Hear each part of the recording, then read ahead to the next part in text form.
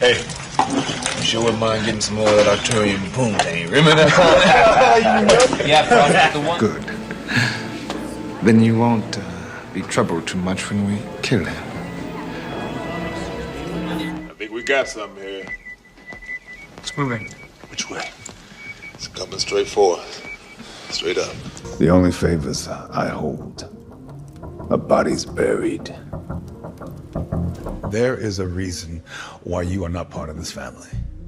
I still have my shares. Will gladly express this message from my pulpit, Mayor Kyle, and I'm sure my congregation will vote accordingly. When she wants some loving and when she wants to just be left alone.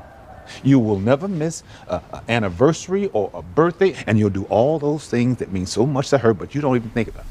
A year in Hollywood, I got typecast as a gang member in Hill Street Blues. And every job after that was the same character with a different name. So I went back to my college professor and I said, listen, I don't want to seem ungrateful because a lot of my college friends weren't working. I was working. But I said, I have a master's degree and they're only considering me for gang members. And he suggested that I go to England, study Shakespeare. I would come back with something, another tool. And he said, and I want you to go as an actor because you're an actor, but I also, more importantly, want you to go because you're a young man. I come from a very humble beginning, a very poor beginning. Family was very poor financially, very wealthy in sense of family, wealth. And Americans, we always associate wealth with money. But as I've grown older and I've heard other people's stories and I've heard wealthy people, financially wealthy people's stories, I realized that I was the lucky one.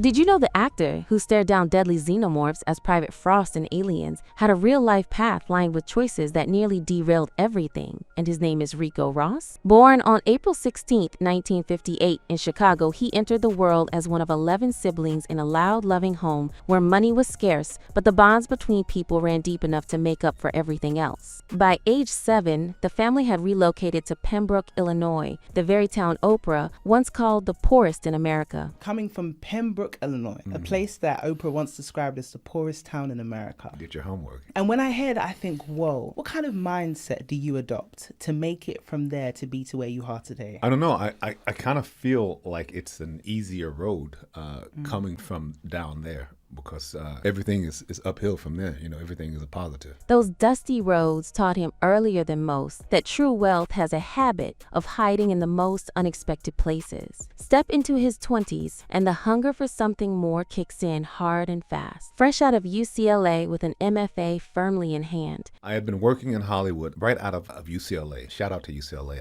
I bleed blue and gold because they gave me a free ride to grad school. And as someone who's come from not very much money, often you can get accepted to go to a university, but if you can't afford it, you have to waive that. You have to pass up on it, you know. Ricco books recurring spots on The Young and the Restless and Hill Street Blues. You kidding, Chief?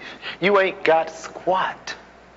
If you could do it, you'd do it. Steady work, but work that carries a ceiling he can already feel pressing down on him. My second job, the first job was Young and the Restless. I did that for a few short run. And then I got Hill Street Blues. It was the last season of Hill Street Blues. That TV series had over 21 Emmys it had won. Typecast as the tough guy, the walls begin to tighten around a talent that deserved far more room to breathe. Then 1985 arrives like a thunderclap, and everything changes. He lands the male lead opposite a young Whitney Houston in her breakout hit, Saving All My Love for You. Video with Whitney Houston called Saving All My Love for You. Whitney Houston? I'm the guy that she was saving her love for. That was her second No, single. that was her first #1 hit. A video whose steamy affair storyline ignites immediate backlash the moment it hits screens. So I'm saving all my love for you. Families protested the adultery theme, and Houston's own inner circle raised eyebrows about the direction the project had taken. Yet on set, Ricco is the one quietly coaching the young singer through her very first acting beat, watching raw and almost incomprehensible talent explode in real time right in front of him. That same whirlwind year, he appears in Death Wish 3,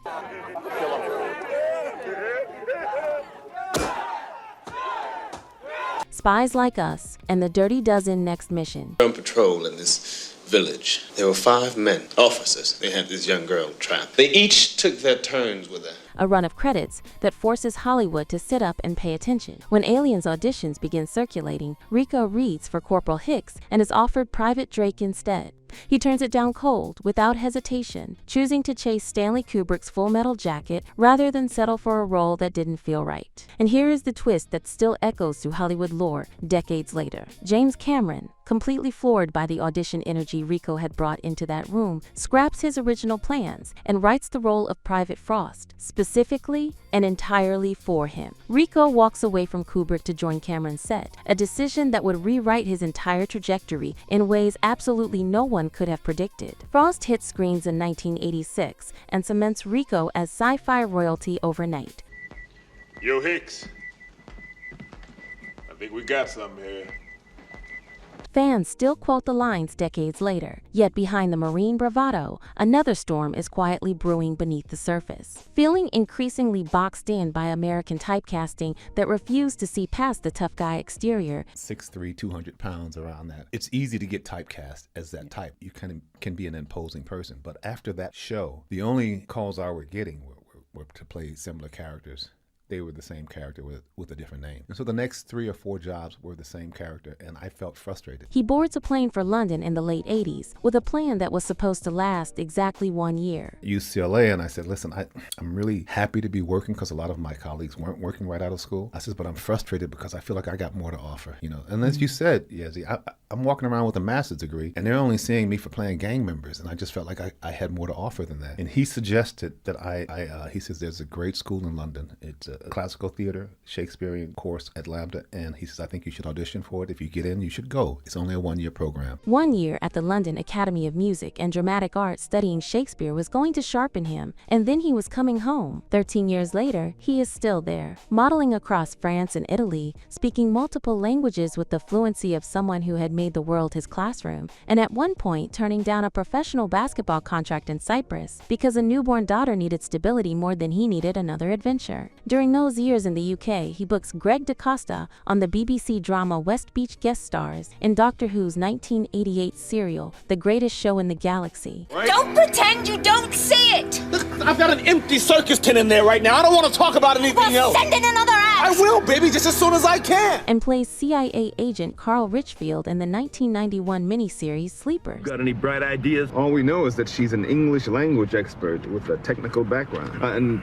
word has it she's going places. In 1994, he tours Britain in the stage play Skin, adding yet another dimension to a craft that London had been steadily, relentlessly sharpening. But America eventually called him home, and he answered. Back stateside, the credits stack with the momentum of a career that had never really stopped moving. Mission Impossible alongside Tom Cruise in 1996. Excuse me, can I help you? As you can see, there's a marine guard and video surveillance. Fierce Creatures in 1997. Gulliver's Travels. We should increase these figures 5-fold, 10-fold at least. Nate and the Colonel in Hydra. My special sauce. Been in the family for generations. On here. That's some good eating, engine.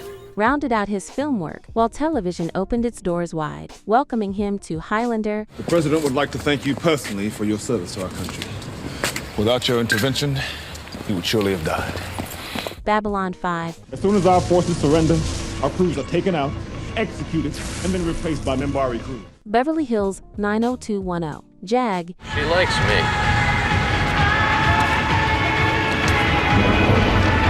Think it's a uniform? ER. Good job, good job. All the criticals on site? Does this include the woman on the bus? No one's going back on that bus until it's stabilized.